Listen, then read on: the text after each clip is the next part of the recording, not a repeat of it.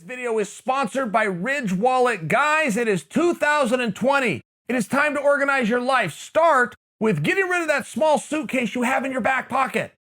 Get a Ridge Wallet. It goes into your front pocket. It will change your pocket game. This thing comes in 25 different colors, including burnt titanium. It has enough room for the credit cards and enough room for the cash that you are going to need. You don't just have to take my word for it, how great this is. Okay, it comes with a lifetime warranty if you want to keep it. Comes with a full refund if you don't like it for any reason, and it has over 30,000 five-star reviews.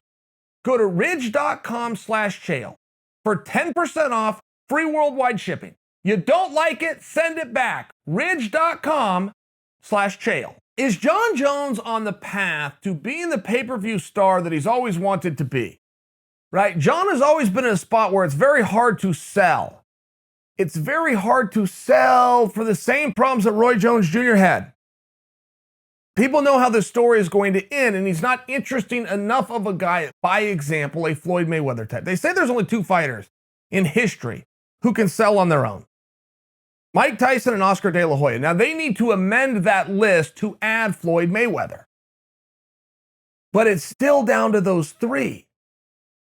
You may be able to amend that list another time to insert Conor McGregor. Maybe. Conor's always had an interesting story, but he's always found a way to make the story interesting.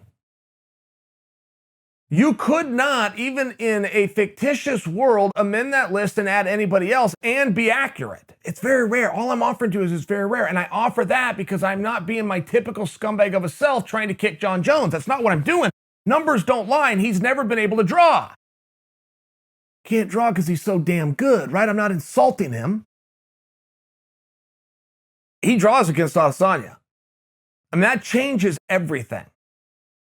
Adesanya for sure has the allure that he could beat Jon Jones. For sure. Whether he can or not, it's between those boys. He has the allure that he could beat Jon Jones, and he also has the allure that he doesn't give a damn about Jon Jones, which has never been done. You convince somebody you can beat the unbeatable, or you convince somebody you don't respect the unbeatable, you're going to have a full house. Real simple promotion right there. Formula that very few guys understand. Izzy understands it. Oh, and by the way, he's not manufacturing. This is real. He's putting it on the line. He's going up to that weight class. He's willing to go through Blachowicz just to get to Jones. This is as real as it gets. Let me ask you a question. If they were going to kickbox, just kickbox, who do you think wins? I know very quickly you're going to say Izzy Adesanya, but then not so quickly you're going to begin to think about it and go, well, you know, Jones does have a reach advantage, and I've never seen Jon Jones outstruck, and got a big size advantage on him. And what are the rules to kickboxing again? I mean, right? It's not right away. You said Adesanya. He's 27-3, 29-3 in professional kickboxing. When you think about it, it's tough. I believe Izzy Adesanya beats Jon Jones. I will also tell you this. I don't know if there's anything that I would not pick Jon Jones to win in. If you told me that Jon Jones was entering Abu Dhabi tomorrow, not Jon Jones has 6 months and then he's going to enter Abu Dhabi. You told me Jon Jones is going to enter Submission Underground tomorrow, not 6 months from now where he has time to train for it. I take Jon Jones. I don't even look at the bracket. If I find out Jon Jones is in, I take Jon Jones. Do you?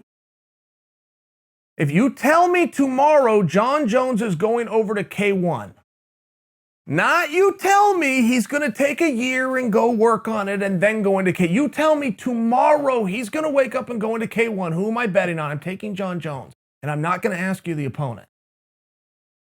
I'm not going to ask you at what weight class. I'm going to take Jon Jones. Are you with me on that?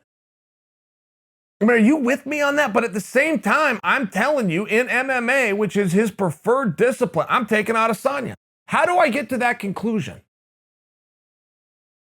I mean, I must be coming at you with some kind of a hope based on a personal bias and grudge against Jon Jones. Because if you juxtapose the fact that I'm taking Adesanya to beat Jones, but if you back up and I'm telling you I don't know anybody that can beat Jones at anything, they don't go together. So look yourself in the mirror. Who are you taking? A lot of you are taking Adesanya. But if you break it down a little bit further, you're going to have to ask yourself, where does Adesanya beat him and how?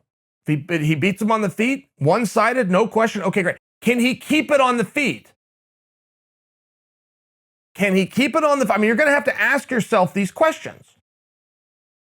I think you would have very good evidence to come to the conclusion of yes. I think if you looked at the fact that Yoel Romero had 25 minutes and succeeded one time at getting Adesanya down and Adesanya popped right back up, you could make a very good argument that yes, Adesanya can keep it on the feet. But now, are you sure that a lighter Adesanya has the power to do enough damage to win over the judges against a larger Jon Jones? You may be, but you see the problem here. You see the problem as fight fans or as bettors. It's all a popularity contest. It's all a I swear to goodness, I learned everything I needed to learn in life in middle school. I swear to goodness I did. It was all a popularity contest. The one thing the textbook won't teach you, you go through college, you get a master's degree, the one thing the textbook and the professor will never tell you is it's good to be liked. I ran for class president 3 times. I'm going to digress. There's nothing to do with Adesanya. Let me entertain you guys with a story. Ran for class president 3 times. Lost, won. I prepared a speech. I practiced it in front of the mirror. My mother helped me write this thing. I lost. Came back again. Prepared a speech. My mother and my father and my sister helped me write it. Practiced this whole thing. Lost. 3rd time, didn't practice at all. Stood in front of the class, said, everybody stand up. They all stood up. I said, touch your head with your right hand. They touched it with their right hand. I said, touch your head with your left hand. They touched it with their left hand. I said, wiggle your ears. They wiggled their ears. I said, turn around. They turned around. I said, sit down. They sat down. I said, if that's not leadership, I don't know what is. I became class president. He's been running these streets for years, and he's still here, and so is fear. Undisputed, never lost a round. Bodies hit the ground when the bad guy comes to town. American gangster, this man will put a hurt on you. You'll be crying for your mama by the time he's through. You better believe that your life's in danger when you see the American gangster.